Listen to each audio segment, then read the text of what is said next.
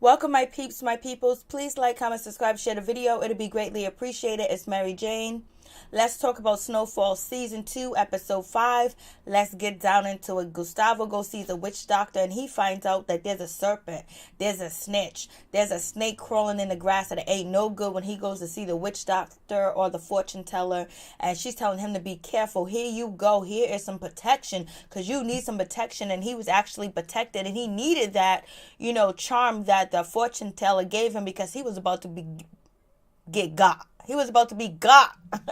So we have that situation going on. So she gave him something to protect his life. And then we see Franklin. He's walking through his neighborhood, chilling with a bag of groceries. He see a bunch of kids jumping around, yelling and screaming, all excited. He looks up. It ain't none other than Javi, throwing money around in the hood like he's Santa Claus, like he's doing something big. Javi is a character you can believe. Franklin is a character that you can believe. Jerome is a character you can believe. Sissy's a character you can believe, but some of the acting, but Javi's acting is really on point. And Franklin's father's acting is on point too as well. And Lou, her acting's on point. Gustavo and Lucia, she's kind of so-so with her acting. But I know she is a famous actor or whatever. But on this show, that we need to step up our acting game for real, in my opinion. Maybe it's just me. You tell me if you agree or not. So anyways, Franklin, he sees Javi. Javi's like Santa Claus in the hood, the white man in the hood giving away money. He goes into Franklin's house and he was like, so what's going on? So you starting business without me? You buying drugs? You go behind my back? What are you doing? Javi's like, yo, you making me nervous. Javi's like, what's going on? I hope you didn't steal my supplier. Or whatever, you doing business with my supplier, but whoever you doing business with it, let it stop and you come back to me. Here's my hotel room. This is where I'm at. This is where I'll be located. And, Javi's also like, yo, you're the only one that got away with, when the cops showed up to my crib, like you got away. And also, Javi was like, you need to get your supply from me. Like, you growing up, you big man. I hear you selling all these drugs around in the hood. Like, you number one. You selling your little capsules and shit like that. And also, he was like Javi was like the person that snitched on me. I'm going to see them, and I'm going to take care of him. So, Javi's crazy. Javi will kill you. Javi is just, loca. He is esta loca, baby. And so we have that situation, and Franklin feels a certain type of way. He was like, whatever, okay. And he was like, yo, you was locked up. I got to do what I got to do. Like, just because you gone doesn't mean that I got to feed the streets. I got to feed the hood. I got to feed my men. So, whatever. And so Franklin is nervous about the situation because he knows how Javi is, and he already got beef with the Mexicans. He doesn't need beef with Javi too as well. And he knows that, his ex-girlfriend, her police father, is after him for the murder of the Bells bondsman because the car was left on their street. Like, damn. Peaches can be so stupid sometimes. AKA D-Ray. What's up, D-Ray? So then, moving on from that, we have, Franklin, he's talking to Teddy about Javi, and Franklin was like, yo, how did he get out of jail? How did he get loose? And then he's back out here on the street selling drugs, talking about he wants to move more weight. He wants me to buy off of him. Like, how does that happen? And then Teddy was like, oh, he probably snitched on, he probably gave up something. He probably gave him something. He must have gave up a big fish. And Teddy's also saying, well, he's rich, he's white, and, the laws don't apply to rich Caucasian white males. And, I'm glad they said it on the show because a lot of people don't think so. Teddy is just like, he's rich, he's white, he got money, so he got powers. And then so Franklin was like, well, I'm going to have to go back and work for him or whatever, or do something to buy drugs from him because, listen, he said the person that snitched on him, he's going to kill him, and he ain't joking. He ain't playing. When Javi says shit like that, he's serious. And he was like, yo, my life is in danger. I ain't trying to go down either. So, you know what, either we go talk to him, you talk to him, or you do something about this, or I'm going to have to go back to buying my weight off of him. And Teddy is feeling good with Franklin buying 10 keys because Javi don't even know Franklin's buying 10 keys. If Javi knew, Javi would be pissed off if he found out that Franklin was buying 10 keys a week from Teddy. Franklin ain't even selling all them 10 keys. Hopefully Franklin don't get busted because he got them keys all around. He's selling, but he ain't selling worth 10 keys. He has a lot of material left over. So, and Franklin only said that just to get Teddy going to do something about the situation. So Teddy said, I'm going to find out the situation. I'm going to talk to the LAPD. I got some connects, and, a lot of LAPD, officers, ain't getting the money that they want or they deserve or whatever. So, they ready for a buyout. They ready to snitch to me for some money. They need some money. They're ready for a payoff or whatever. So Franklin's using his knowledge by getting Teddy to do that too as well, because he knows Teddy needs him to buy the 10 keys. So listen, if you can't help me out with the situation and you know how he is or whatever, so and so that you ain't gonna protect me, then I ain't buying keys from you. I just go back to homeboy. And plus, Franklin ain't selling 10 keys a week, so it'll be less money that he'll be spending and less product that he will have, because he don't have that many cookers and people to cook up for him, especially since Lou is gone. He lost 2 soldiers, and hopefully Jerome is not using drugs. I never thought it was gonna be Jerome, but so we have that situation. And so then Teddy said that he was going to go talk to Javi. And Franklin was like, nah, if you're going to go talk to Javi, you're going to bring me there because... And then he was like, oh, then, Teddy was like, well, then he's going to feel betrayed or whatever. He was like, well, wouldn't it be better for him to hear it from us? And Franklin's right. Franklin's smart. He's playing chess too as well. And it's good that he's doing this. And Teddy's also gaining a level of respect, more levels of respect for Franklin. And so Franklin was like, we need to do this together. So they're going to meet up and they're going to go see Javi and see what's good or whatever. Because Franklin was like, I need to hear it from Javi's mouth that we good, because Javi's a crazy motherfucker. He got soldiers. He will kill you. And evidently that he can't stay behind bars. He got caught with all them keys and drugs. And he's still out on the streets. And he's living in a penthouse hotel. So Franklin ain't stupid. So Franklin ain't trying to take somebody's word of mouth. He ain't trying to take Teddy's word of mouth. Teddy, if you want me to scratch your back, you got to scratch my back with this Javi situation. I was thinking Javi will come in handy with the Mexicans, if anything. But Franklin ain't really thinking about the Mexicans, because supposedly, Kevin's onto the Mexicans, but he knows he's never going to find out the information. And Teddy ain't trying to go to war right now. I mean, Franklin's not trying to go to war right now. So he's kind of happy that Kevin is not going to find out about the Mexicans anytime soon. But, so that's the situation. And so then moving on from that situation, so Teddy was like, okay, I'm going to set up the meeting. We're going to all talk. We'll sit down. We'll have this conversation, whatever. I'll see you there. All right, whatever. So then Teddy goes to talk to his brother, Matt. And Teddy's telling his brother, Matt, that, hey, listen, I need you to do another stop. I need you to go here or there. I need you to pick up some guns, blase and the third. And then Matt was like, what are you talking about? This is only supposed to be temporary. I'm already doing... picking up drugs and dropping them off and getting money from you. Like, I got a life. I got something else. And then that's when Teddy was being sarcastic. We're like, what do you got to go back to?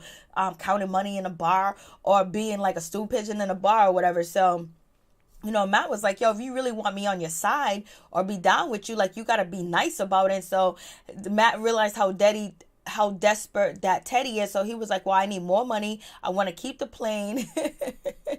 And he was like, I want to start a school. I want to start a skydiving school. And that's excellent, because skydiving is something that people do all the time. That's like a thrill, especially when they go on vacation, and getting skydiving lessons is expensive and people love it. I remember I was going to go skydiving, but I chickened out. So him starting this back in the 80s is, it's like, okay, cool. Cause we know, like in the last, 10 years, skydiving is something that a lot of people like to do of all ages. So, and it's expensive, like $700. When I was going, it was $700. So I don't know how much it is now. So when I was going to go, but I chickened out. I got scared. So moving on from that situation, that's when Teddy was like, okay, I need you. Okay, I got it, or whatever. And then Matt was like, yo, listen, I'm not going to be burying no more dead bodies, digging up dead bodies. Like, that shit is a wrap. I'm not doing that no more. Look at that picture, hey! Like, the 80s is in the house. So moving on from that situation, so they agree, so everything's all cool. And so from that situation, we have, Lucia, she's with Pedro and his wife or whatever, and that's when Matt comes in to get the avocados or whatever. I think it had the money inside or whatever. And so Lucia was trying to get Matt to flirt and have, you know, Pedro's wife flirt with Matt and all that other shit or whatever. So they flirting and whatever, and she's trying to get her to go to Colombia with Matt or whatever, because she actually wants to know who Matt connection is in Colombia instead of going through Teddy. She wants to go around him, so she's actually playing chess too and trying to move up too as well. And, you know, Pedro's girlfriend doesn't appreciate it, but I think that is a smart move that she did do that, because now Lucia knows the secret about, you know, Pedro's wife, that she's the popo, she's the police, she's an agent, like she's there to take her down and everybody around, and they're building a case. So if she actually get her to go on the plane with Matt, they can dispose of her if they need to, or she can let Teddy know what's going on with the situation, and Teddy can kind of help out, because Teddy is the narcotics, he is the government, he is the CIA, he is the FBI. He, you know, Reagan gave him good notice, saying that he was a good person and all that other bullshit, and keep the operation going. But if you get caught, you ain't got no friends here. So that'll be something to look forward to if they actually are able to get rid of her in a way where Teddy can actually help. Teddy can use his connections. But if she disappears, then something's going to happen. You know, they're going to raid Lucia and all the evidence they built up. So Teddy's in danger.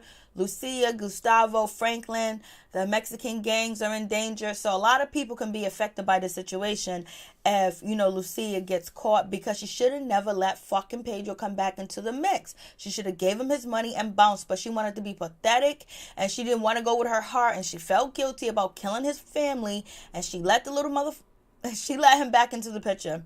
Because I can't stand Pedro. Pedro gets on my nerves.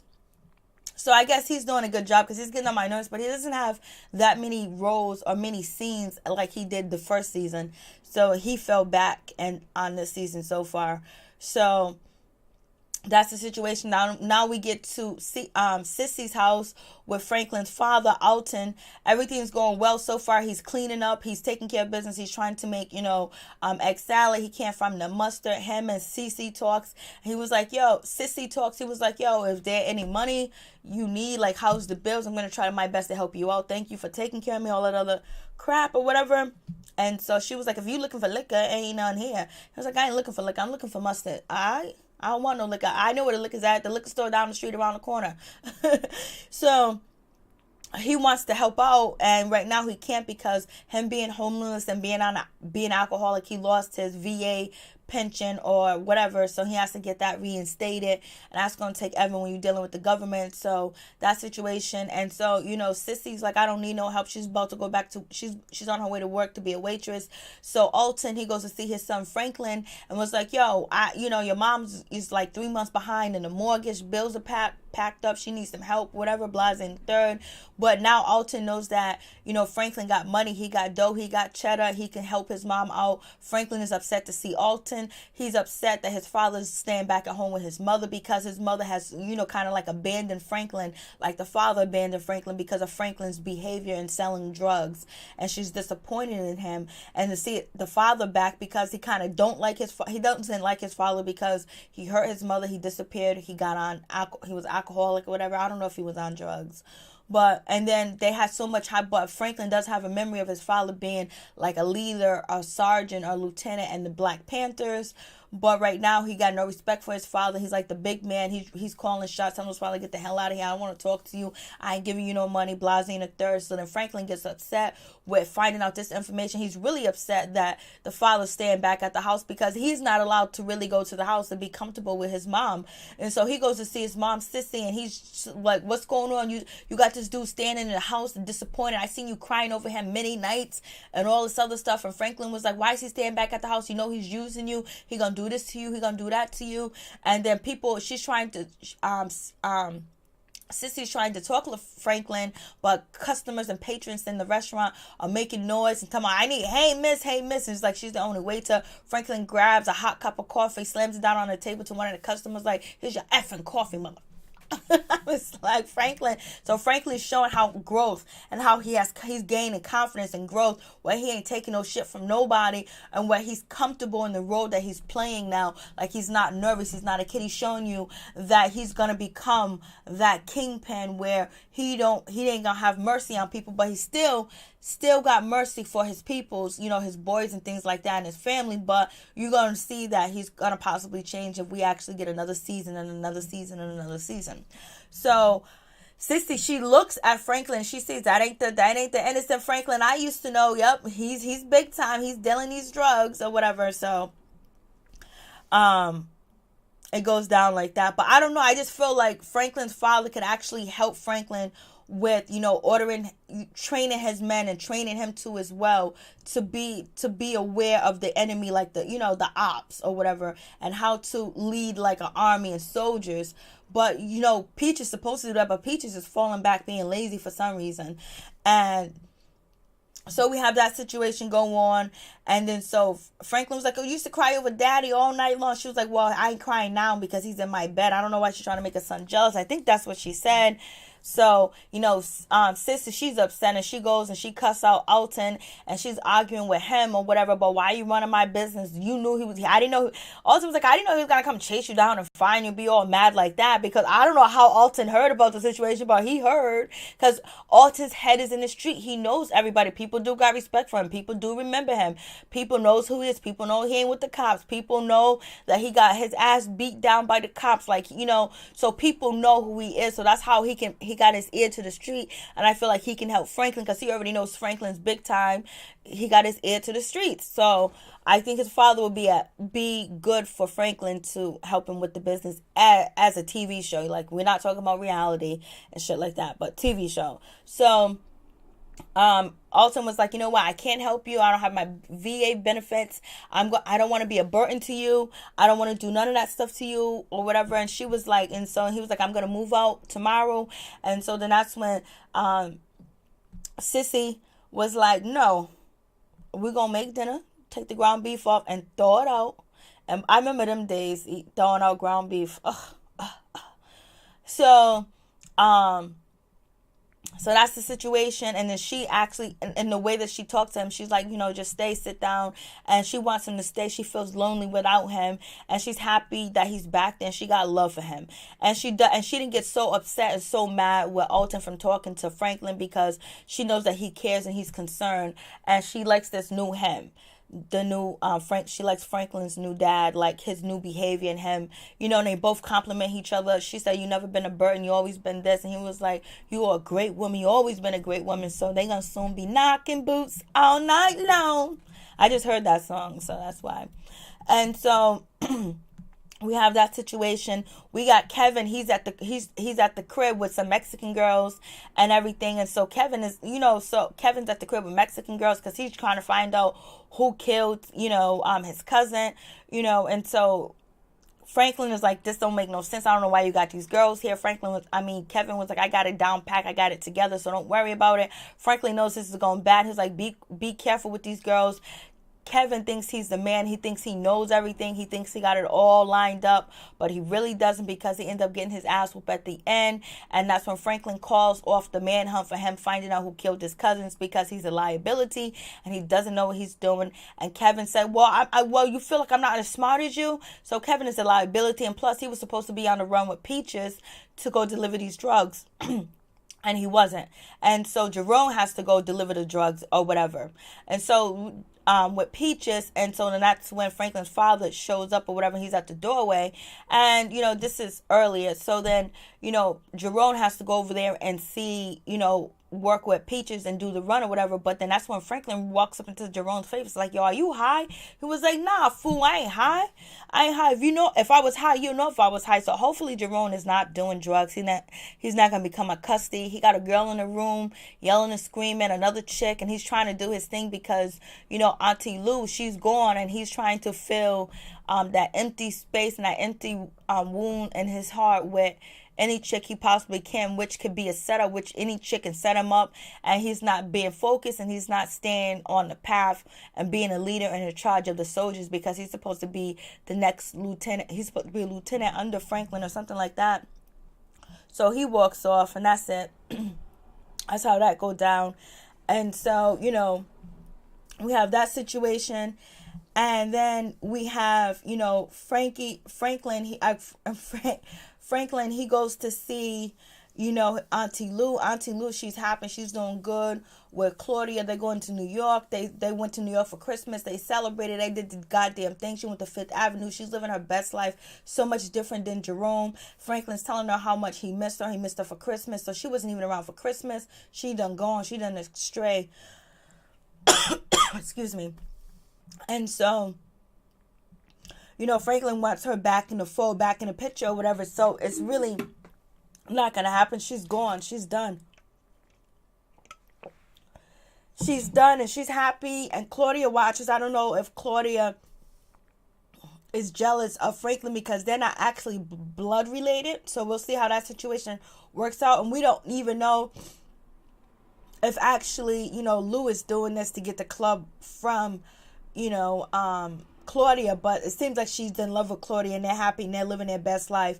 So we'll see what happens with that situation later on, if she's actually in love with Claudia or she's doing this just to get close to Claudia to get the club. But it seems like she's done with the life with Jerome and being in that type of situation. Franklin should have had her in charge of the safe and made her feel like she was more important than anything because he trusts her the most and she's the smartest of all the soldiers that he does have or the people that's involved in his organization. So moving on from that, and then we get the gang members that killed Pedro's family. They show up to the warehouse. So once they show up to the warehouse, who's there? The cop lady's there. Pedro, the police, the FBI, the Homeland Security, the bitch that works for the government. She's there. And she's with Pedro. And Pedro doesn't seem like himself. He doesn't seem like he's aware of what's going on. He just seems like he's just numb to the whole situation. So it makes me think that he's part of this. And he made a deal with the police. He made a deal with the government to bring down Lucia because she possibly killed his father. And he felt like his life was in danger or whatever. That's what I think. I think he's working along with the government. So anyways, they're packing up the drugs or whatever, getting ready to sell it to the Mexican gang that actually killed Pedro's family, I believe. And so, they come in and it's like, oh, Pedro, how's your family? Pedro was like, F you, don't ask me about my family. So then the other gang member put a knife to, Gustavo's throat, like, I'll carve this into you. And he was like this, and he was like, oh, that's you. The two people over there and the buta calling Lucia a bitch or whatever. So it's just like, damn.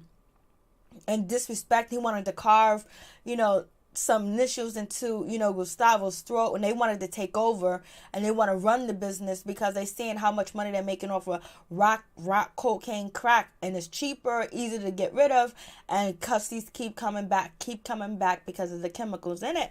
And so then, the dude tried to stab Gustavo. Gustavo moved the dude and started stabbing him. Then the other guys picked up their gun. Lucia tried to get her shotgun and she ended up getting shot and the shoulder. And then that's when Pedro's wife started shooting up the gang members and she killed them and she had a stance. I was like, the Pope was like, if Lucia and Gustavo don't realize that this lady's working for the government, I'm just not going to watch the show anymore because there's no way that they're that stupid. So now that's when Lucia realized that she's the government and she takes the bullets out of Lucia, shoulders and talking about, oh, my father trained me. We learned guns, this and that, blase and the third. And so Lucia, she ends up telling Gustavo about the situation. And then that's when it goes down. But Gustavo told Lucia earlier that the psychic told him don't trust her. He told Lucia don't trust a short Mexican woman. And so now they know that she's the popos. They know that she works for the government. And, now they're scared. They don't know what to do because, the reason why they're not arrested she's working a case. And so that's when Gustavo said, if she's the government, who is Pedro now? So, So now they got to find another way to clean up this dirty mess. But Gustavo and Pedro got rid of the bodies. And the government lady, she killed them and she let it be. So Pedro's probably snitching and he's probably brought her into the fold. He's going to tell the government where the bodies are at, if he's actually a part, but I think he's probably is. If he's not, then I don't know. And so we have that situation, and now we got the government involved, and Lucia knows, and the lady knows about the covering shit up, but they building a case to get everybody that's involved. And so the case is getting bigger and bigger, and the plot continues to go on. I'm just like, damn, it's going down. And so I wish Auntie Lou didn't leave. I wish she was still in the house, because she did keep, Jerome in order, and the house in order, and it's not really in order. And we see Kevin get his ass whooped by the girls, and it's just sad, because Kevin, he's just so, he wants to be like, Franklin, but he can't be, because he's not smart enough, and he won't listen, he won't pay attention, he thinks he knows it all. And then in previous episode, that's, Leon was saying that's because he wasn't raised by a father, and he doesn't know rules and structure. So that's a situation. And so we have that going on. So I was just like, damn, it's going down. It's really going down. So then Teddy and Teddy and what's his name, Franklin, they go see, Javi. Javi's eating his steak in his room, living like a king or whatever. And he's just doing his thing like it ain't nobody's business. He sees both of them, and he realized they betrayed him. He says, "Oh, get you." He says he realized that Franklin betrayed him, and so he told Franklin, "Get out of here. I don't want you here." And he was like, "No, wait." And so that's when Teddy was like, "Hey, listen, I approached him. I talked to him about the situation. I came after him for the information or whatever, to actually sell drugs for me, to work for me, and I did all this." So Javi was like, "Okay." And so then Teddy smooths over the situation. And so, Javi was like, "Well, F him anyway. Like, so, you working with him or whatever." Javi's still upset. And then that's when Teddy was like, "Yo, you got guns or whatever?" Because Teddy found out through being an informant and working for the government and being the government that Javi dropped a dime on somebody that was selling guns and stuff like that. So now Teddy realized, smoothing over things with Javi is asking him to get me guns, give me all the guns that you possibly can. And he knows that, Javi did drop a dime, and why is he still staying in LA? I mean, Los Angeles, how come he hasn't left? So now Javi knows, and Javi's kind of happy because now he has another connect to sell guns to. And Teddy was like, as long as you bring the guns, they're not made in America, they don't have, U.S., traceable things, and you deliver them to Panama, we good, we on point. And so that's when Matt's gonna be picking up the guns and things like that. So we see how the situation gonna go down.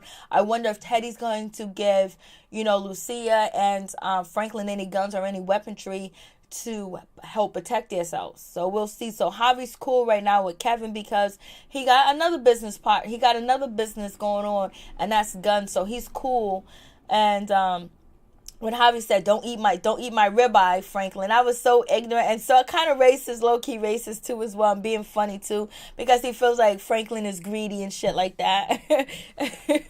And so I was just like, damn. And so, Teddy was like, I know you cut a deal with the ATF, you know what I'm saying? That's how you free, and you stayed in this hotel. You should have been bounced. You should have been going somewhere. So I know you got some connections. You working with some big people. Javi was like, you better show up with the money. If you don't, I'm going to give these people your name, and they're going to come after you. So right now, everything's all good. There's no problem. Lucia's good, but Lucia knows that she got the government on her, and she got to find out a way to get that situation taken care of because it's looking bad. So peace. I'm out. One love. Tell me what you think about the episode. It's like they film with a dark film.